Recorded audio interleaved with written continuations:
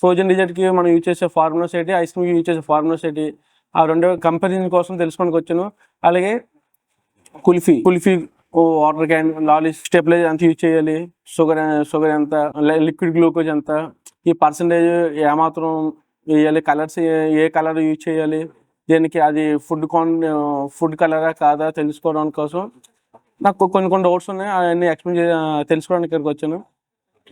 అన్నీ చెప్పారు, అన్నీ తెలుసుకున్నాను. అలాగే మన ఫస్ట్ రూల్స్ అండ్ రెగ్యులేషన్స్ ఏంటి, ఎలాగా మిషనరీ క్లీన్ చేసుకోవాలి, జెడ్ మొత్తాన్ని కూడా చెప్పారు. Lab reports.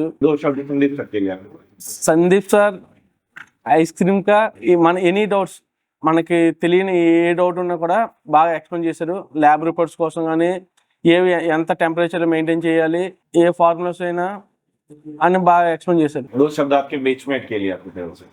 మేరా బ్యాచ్ బహుత్ అచ్చా హై. బ్యాచ్ అందరూ కూడా చాలా సరదాగా ఉన్నారు. అందులో ఒక ఇద్దరు స్టూడెంట్స్ బాగా మా అందరూ వాళ్ళ వల్ల నాకు కమ్యూనికేషన్ బాగా అయింది. ఇక్కడ తెలుగులో రారనుకున్నాను, కానీ ఒక ఇద్దరు వచ్చారు. వాళ్ళ వల్ల నాకు కొంచెం ఇబ్బంది లేకుండా బాగుంది. Thank you.